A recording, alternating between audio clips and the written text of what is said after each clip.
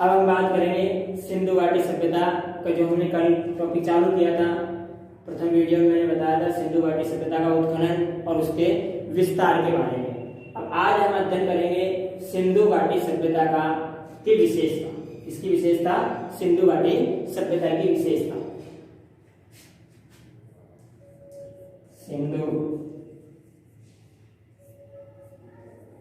सिंधु घाटी सभ्यता की विशेषता।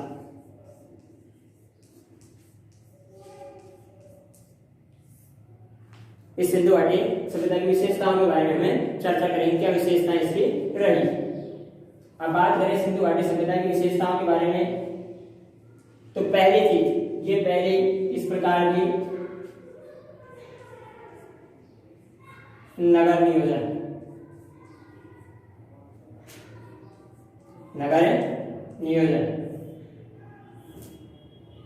नगरीय सभ्यता थी। मैंने पहले गए वीडियो में चर्चा कर दी थी, कैसी सभ्यता थी, नगरीय सभ्यता थी। तो नगर नियोजन, इसकी पहली विशेषता थी नगर नियोजन। ये सभ्यता थी वो नगरों के रूप में विद्यमान थी।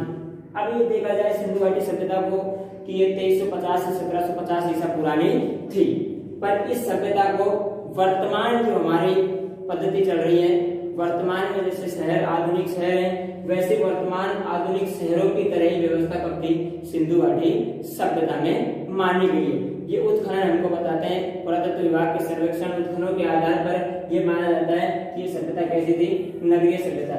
नगर नियोजन था, और नगर नियोजन में सबसे महत्वपूर्ण चीज था कि ये सिंधु घाटी सभ्यता दो रूपों में, एक तो पश्चिमी नगर, पश्चिमी नगर,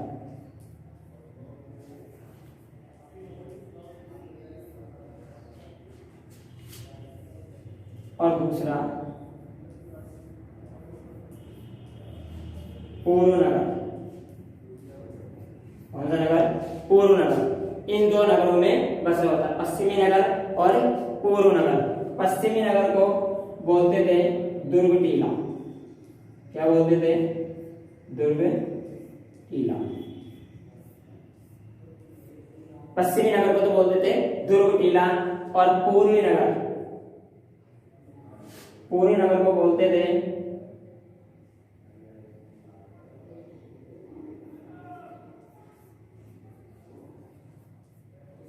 निचला भाग।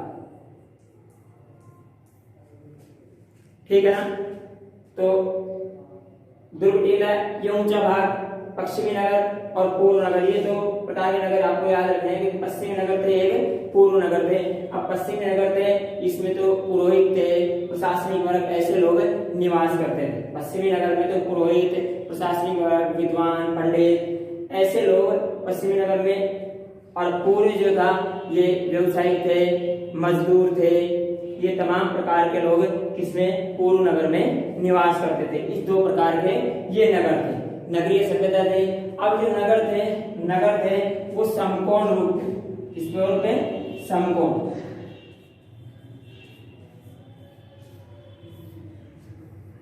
समकोण रूप पर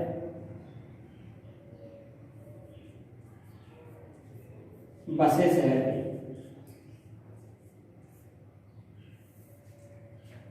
जैसे इस प्रकार समकोण रूप में सड़कें काटती थी नगरों को, ठीक है ना।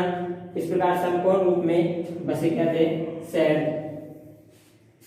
आधुनिक प्रणाली थी नगर नियोजन में, मकान ईंटों के बनाए जाते थे। किसके बनाए जाते, मकान ईंटों के बनाए जाते थे, ईंटों के मकान बनाए जाते थे।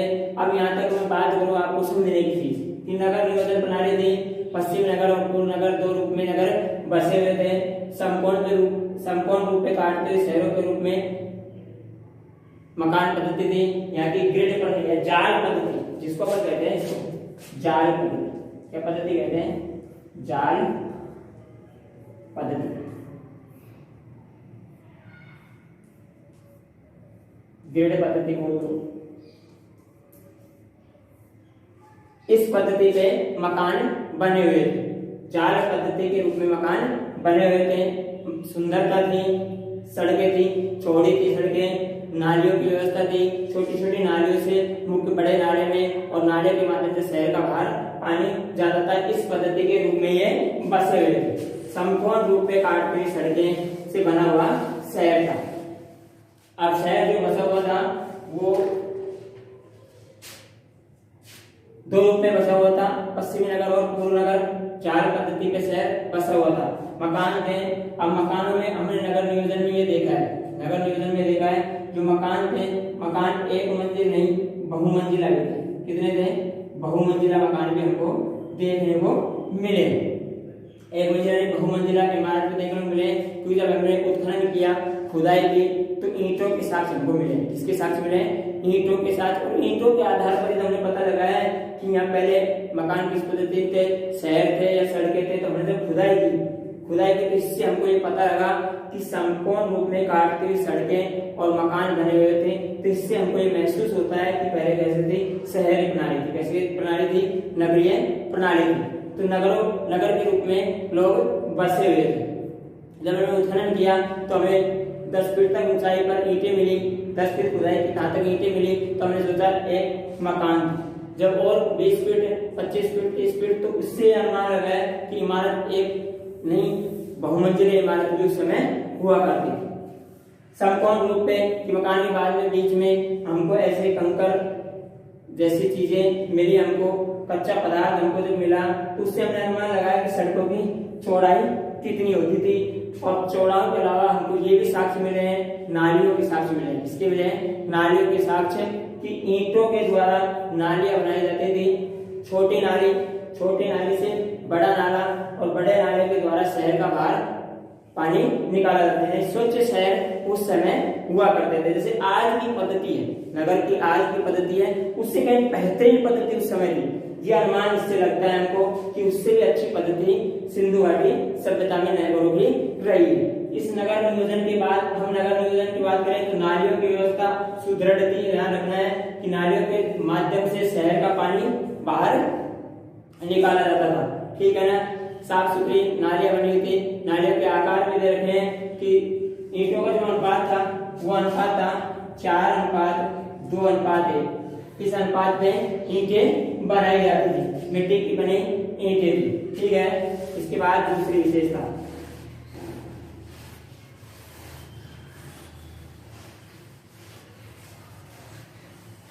अब हम बात करेंगे विशेषताओं में, तो हम बात करेंगे सामाजिक जीवन।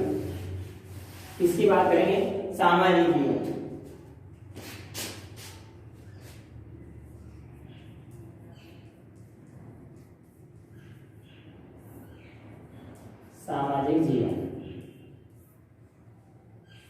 सामाजिक जीवन कैसा था? लोगों का सामाजिक जीवन कैसा था? उस समय लोग कैसे अपनी क्रियाएं, खान पीन क्या था? तो लोग शाकाहारी थे और मांसाहारी भी थे। दोनों प्रकार के लोग जीवन जीते थे। लोग कपड़ों की कैसी व्यवस्था थी, यानी हम इसमें बात करेंगे खान पान, वेशभूषा,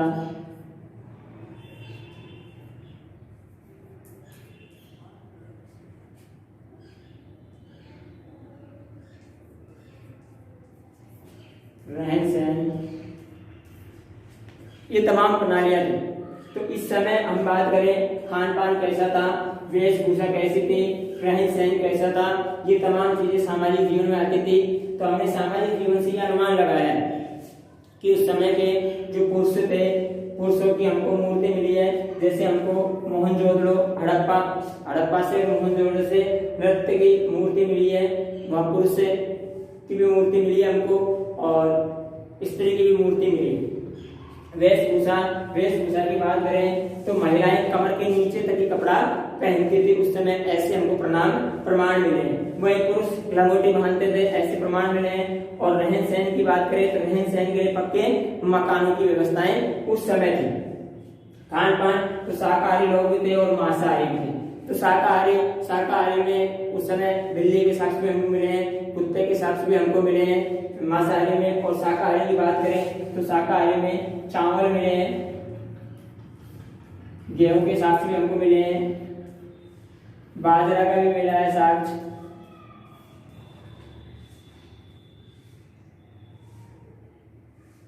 तो शाकाहारी में चावल, गेहूं, बाजरा, इन तमाम चीजों का हमको साक्ष्य मिला है। जो खाद्य सामग्री में आता है, वैसे हमको कपास के साक्ष्य मिले हैं, व्यावसायिक वस्तुओं के अनेक साक्ष्य मिले हैं, पर हम खान पान की बात करें तो ये साक्ष्य हमको उस समय मिले।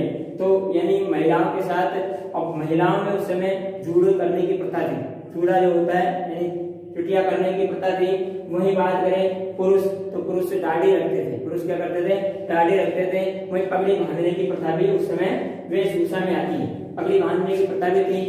वही पुरुष दाढ़ी भी रखते थे, वही स्त्रियां जूड़ा गलाटा किया करती थी। ठीक है ना। तो सामाजिक जीवन और सामाजिक जीवन का रहन सहन जो आधुनिक पद्धति के आधार पर था, शहरी प्रणाली में लोग बसे हुए थे। इसके बाद दूसरा है धार्मिक जीवन। धार्मिक जीवन, धार्मिक जीवन की बात करें तो धार्मिक जीवन में धार्मिक जीवन था कि इस समय हमको स्त्रियों की मूर्तियां मिली हैं। तो हमको इससे इस बात का पता लगा है कि सत्ता कैसी थी। इस धार्मिक जीवन सबसे एक और नाम इसका पड़ जाता है सिंधु घाटी सभ्यता का, वो थी मात्र सत्तात्मक सभ्यता। कैसी थी, मात्र सत्तात्मक सभ्यता, यानी माता को दर्जा दिया गया था इसमें कि प्रथम स्थान माता को दिया गया था मात्र सत्तात्मक सभ्यता, जिसको कहा गया था धार्मिक जीवन के आधार पर, क्योंकि स्त्रियों की पूजा ज्यादा की जाती थी। धार्मिक जीवन में हम बात करें तो ये अग्नि की पूजा करते थे सबसे पहले।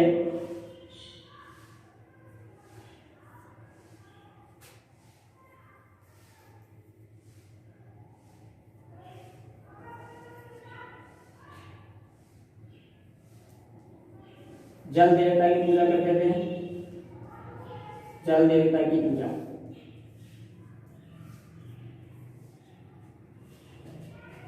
पीपल की पूजा करते थे,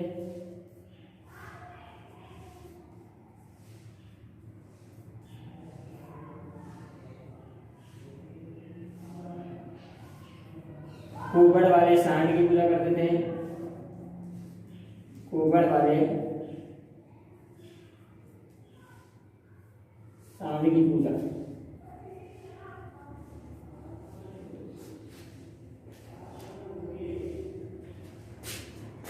सूर्य की पूजा करते थे, सूर्य की पूजा।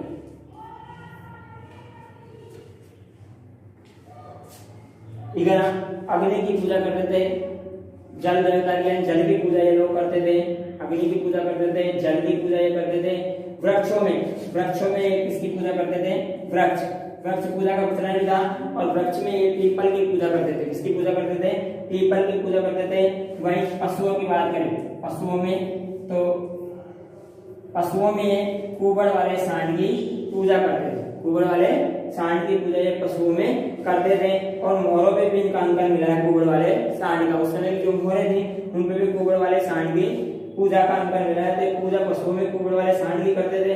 सूर्य पूजा भी ये करते थे, किसकी पूजा करते थे, सूर्य की पूजा भी, इमली की पूजा भी ये करते थे, और भी अनेक पूजाएं ये करते थे। यानी धार्मिक जीवन इनका बहुत अच्छा था उस समय। अग्नि की पूजा, जल को देवता मानते थे, पीपल की पूजा करते थे, वृक्षों में पशुओं में कुबड़ वाले सांड की पूजा करते थे, सूर्य की पूजा करते थे। अग्नि के बीच में साक्ष्य, क्योंकि हमको ये हवन कुंडियां मिली है। क्या मिली है, हवन कुंडी, हमें हवन कुंडियां मिली है।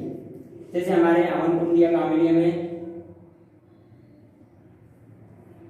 हवन कुंडी हमको मिली है जो कालीबंगा में इसके साक्ष्य मिले हैं। यानी उस समय हवन भी करवाए जाते थे, हवन करवाए जाते थे। और हवन यानी अग्नि के साक्ष्य, अग्नि को साक्ष्य के रूप में ये मानते थे।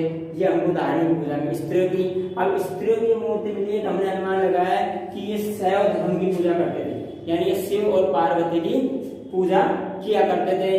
हमको पार्वती की मूर्ति का एहसास हुआ है कि ये जो स्त्री की मूर्ति मिली है पार्वती की है, तो पार्वती की है तो फिर ये शिव और पार्वती की पूजा किया करते थे। अग्नि को साक्ष्य मान के यह हवन भी किया करते थे। जल को अपना देवता मानते थे, जल पूजा होती थी। वृक्ष में पीपल की पूजा ये करते थे, वृक्ष पूजा भी करते थे। पशुओं में कुबड़ वाले सांड की पूजा करते थे और सूर्य की भी ये पूजा करते थे। सूर्य चंद्रमा सबकी ये पूजा करते थे। इनका धार्मिक जीवन था, ये इनका धार्मिक जीवन था। अब बात करें तो मंदिरों के साक्ष्य मिले भाई, बात यहाँ आती है पूजा कहाँ करते थे, मंदिर। तो मंदिरों के साक्ष्य हमको नहीं मिले हैं। ये हमको साक्ष्य मिले कि अग्नि की पूजा करते थे, क्योंकि हवन कुंडियां मिली है, इसका मतलब अग्नि की पूजा करते हैं। जल को ये देवता मानते थे।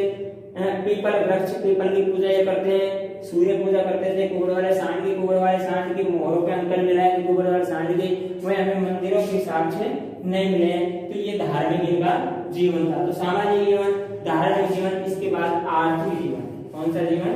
आर्थिक जीवन।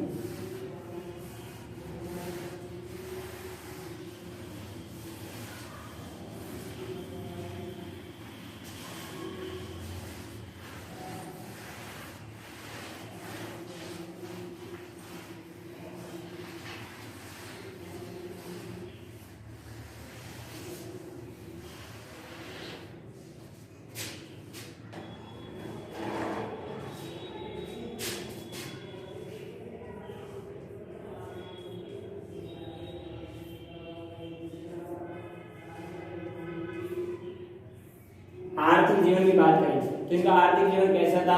ये व्यवसाय भी करते थे। क्या करते थे? व्यवसाय भी करते थे। आर्थिक जीवन में इनके पास जो कृषि की बात करें, इसकी बात करें कृषि, तो कृषि में चावल, गेहूं, जौ, बाजरा, कपास आदि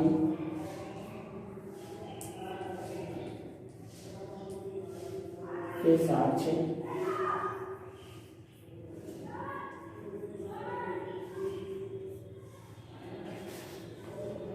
मिले।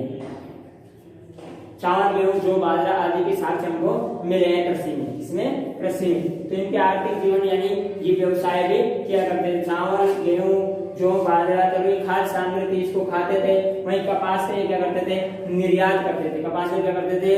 निर्यात करते थे। कपड़े दो प्रकार के हमको मिले थे, एक ऊनी कपड़े हमको मिले थे और एक सूती वस्त्र भी हमको मिले थे। दो प्रकार के हमको कपड़ों के साक्ष्य मिले। तो इस प्रकार ये क्या थे?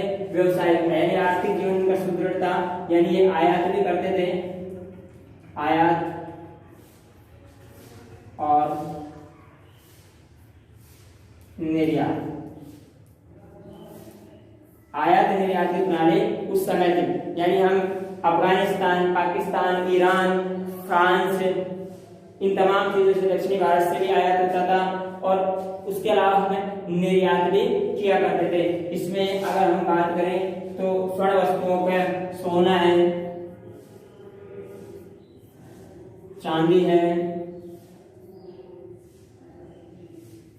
तांबा है, टिन है, इनका आयात निर्यात हमें करते थे। ये बहुमूल्य वस्तुएं थी, इनका आयात निर्यात भी करते थे। कृषि का आयात निर्यात भी करते थे। क्यों?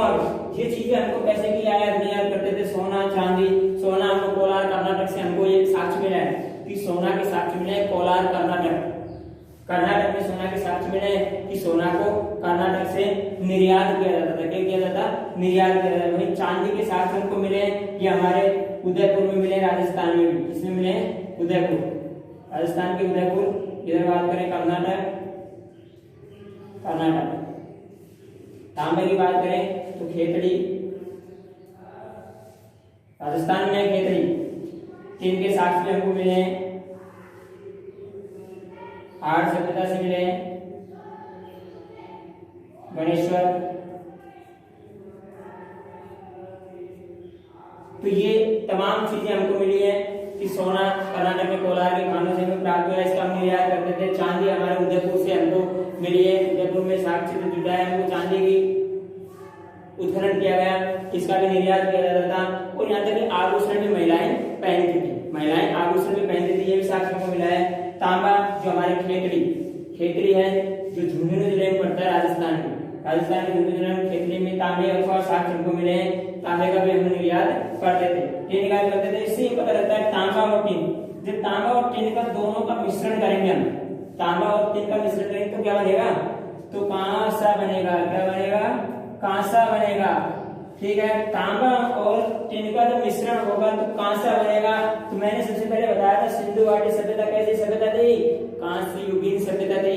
इसलिए इस चीज का भी साक्ष्य यहाँ से क्लियर होता है कि तांबा और टिन दोनों हमको प्राप्त हुए थे, तभी तो कांस्य युगीन ये सभ्यता थी। यानी बहुमूल्य वस्तुओं का भी हम क्या करते थे, निर्यात और आयात करते थे।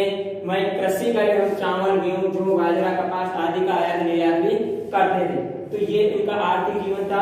आर्थिक जीवन की बात करें तो उस समय देखो वाहन सुविधा तो थी नहीं, वाहन सुविधा तो थी नहीं उस समय। जो बात करें तो सबसे बड़ी चीज उस समय थी कि अगर सबसे तेज वाहन की मैं बात करूं तो उस समय तेज वाहन जो दौड़ने वाला था वो सबसे तेज वाहन था बैलगाड़ी। कौन सा था, बैलगाड़ी। क्योंकि बैलों के हमको साक्ष्य मिले हैं तो बैल था, तो उस समय बैलगाड़ी थी जिससे माल आयात निर्यात किया जाता था। यहाँ तक हमको बंदरगाह भी मिले हैं। क्या मिले, बंदरगाह मिले। हमें किर्गिस्तान में बात करेंगे, बंदरगाह मिले। तो ये देश एक देश से दूसरे देश का जो आगमन था वो किसके माध्यम से होता था, बंदरगाह जहाजों के माध्यम से आदान प्रदान होता था। देश के अंदर जो ज्यादातर काम था वो हमारी बैलगाड़ियों और जो भी हमारे पास पर्याप्त साधन थे हमको साक्ष्य जैसे बैलगाड़ी का मिला है वो था। ऊंट गाड़ी हमको मिली है, ऊंटों के साक्ष्य हमको मिले हैं। जो बात करें राजस्थान में मिले, राजस्थान में ऊंटों पे हमको ऊंट की हड्डियां मिली है तो उनके साक्ष्य हमको मिले। तो इस प्रकार ऊंटों से भी माल आयात निर्यात हुआ करता था। भैंस के साक्ष्य भी हमको मिले हैं, यानी उस समय लोग दूध का सेवन भी करते थे, यानी कि भैंस के साक्ष्य भी हमको मिले। या तो घोड़े के साक्ष्य भी मिले हैं, पर घोड़े की अस्थियां मिली हैं, इसलिए हम प्रमाणित नहीं मानते कि घोड़ा का साक्ष्य सिंधु घाटी सभ्यता में मिला हो। ये प्रमाणित हम उसको नहीं मानते क्योंकि एक जगह हमको गुजरात में उसकी हड्डियां मिलेगी। बाकी भैंस की बात करें, गाय की बात करें, ये हमको मिले। कुत्ता बिल्ली भी उस समय के हमको मिले थे। तो इस प्रकार आयात निर्यात करते थे। आर्थिक जीवन का, आर्थिक जीवन के अंदर व्यवसायिक क्रियाएं होती थी। जहाजों के माल आदान प्रदान, जहाजों के माल आदान प्रदान होता था। जैसे लोथल बंदरगाह था गुजरात में जो स्थान है लोथल, वहां हमको बंदरगाह के अवशेष मिले कि यहाँ बंदरगाह था, यानी आयात निर्यात के लिए यहाँ से जहाजें ईरान और इराक के लिए जाया करते थे, सऊदी अरब के लिए जाया करते थे, अरब सागर से होते हुए ये वहां जाते थे। तो आर्थिक क्रियाएं भी उस समय मजबूत थी।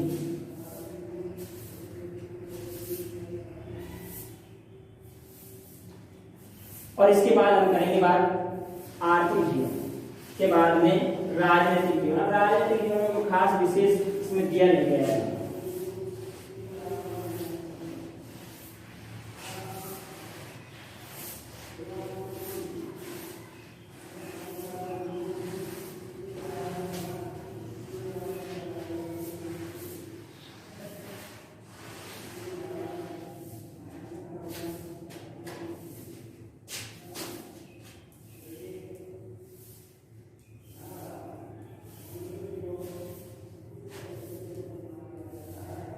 राजनीतिक जीवन की बात करें तो इस समय हमको मुकुट के साक्ष्य मिले थे। मुकुट के साक्ष्य मिले थे।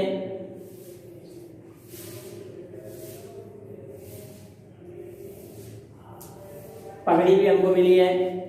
तो इस मुकुट के साक्ष्य से हमें देख दिया राजनीतिक जीवन भी था। उस समय लोग पंच पटेल हुआ करते थे, यानी न्याय प्रणाली भी थी। और ज्यादा इसके साक्ष्य नहीं मिले हैं। तो चार बिंदु याद रखने हैं आपको, तो सामाजिक जीवन, आर्थिक जीवन, धार्मिक जीवन और राजनीतिक जीवन, ये इन जीवनों से संबंधित साक्ष्य थे। अब इसके बाद हम बात करेंगे उत्खनन। अब उत्खनन विस्तार में तमाम चीजें हमने पढ़ी। राजनीतिक जीवन में मुकुट के साक्ष्य मिले। मुकुट के साक्ष्य से ये बात का पता चलता है कि उस समय राजा जैसी प्रणाली भी थी। ऐसे हमको सिंधु घाटी सभ्यता में प्राप्त हुआ। अब सिंधु घाटी सभ्यता, सिंधु घाटी सभ्यता में सबसे पहले हम बात करें तो स्थानों की बात, राज्यों के अंदर जो स्थानों की बात करें तो हमको राजस्थान के अलावा मैं एक बार राज्य लिख लूं, सिंधु घाटी सभ्यता भारत में।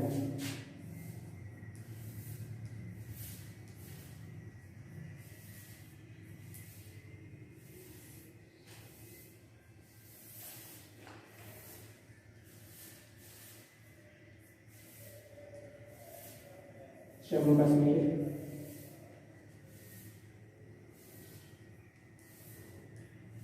पंजाब, हरियाणा,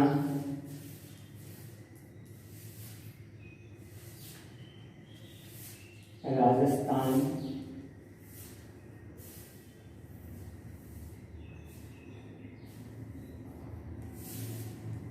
महाराष्ट्र,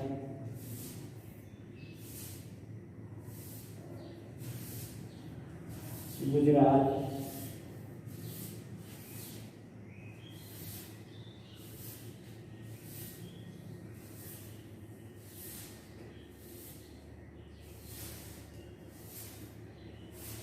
उत्तर प्रदेश। अब जम्मू कश्मीर मैंने स्थान बताया था मांडा, पंजाब में रोपड़, हरियाणा में राखीगढ़ी, बनवाली, राखीगढ़ी और बनवाली। राजस्थान में कालीगंगा, महाराष्ट्र में दहमाबाद, गुजरात में लोथन,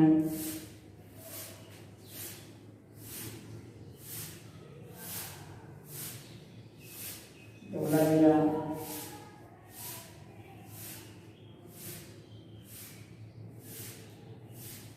रंगपुर। उत्तर प्रदेश की बात करें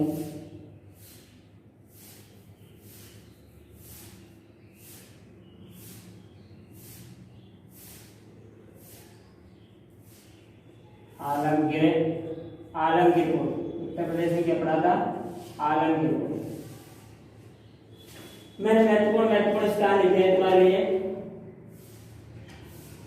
कि सिंधु घाटी सभ्यता जो भारत में फैली हुई थी, जम्मू कश्मीर मांडा नामक उत्खनन क्षेत्र था, इस स्थान से हमने उत्खनन किया था मांडा से। एक बार देखो आप,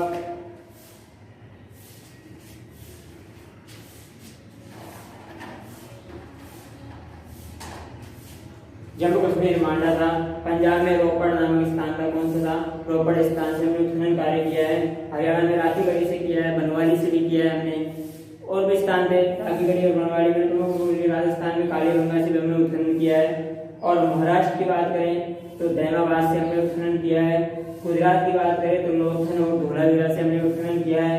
उत्तर प्रदेश की बात करें धोलावीरा, लोथन और रंगपुर है। उत्तर प्रदेश की बात करें तो आलमगीरपुर। उत्तर प्रदेश के कौन से स्थान है? आलमगीरपुर से हमने उत्खनन किया है। तो ये स्थानों से हमने उत्खनन किया है। अब सबसे ज्यादा अगर स्थान देखें भारत के अंदर तो सबसे ज्यादा स्थान जो उत्खनन हुआ है वो गुजरात से हुआ है। कहां से हुआ है?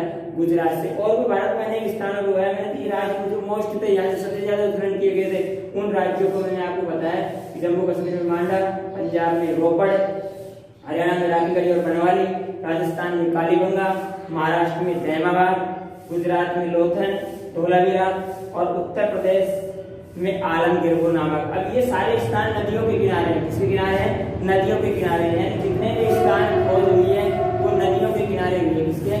नदियों के किनारों पे खोज की गई है। मांडा जो मैंने बताया था तुमको, कौन सी नदी के किनारे है? चिनाब नदी के किनारे, जम्मू कश्मीर में पड़ता है।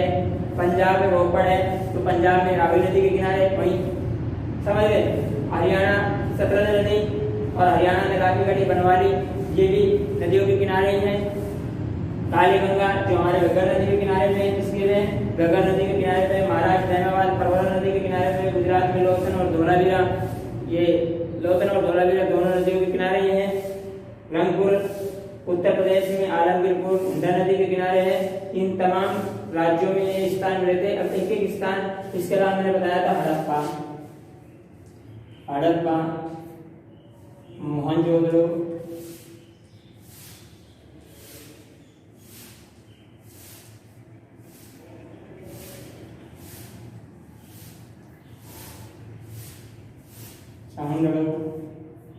ये प्रमुख स्थान थे।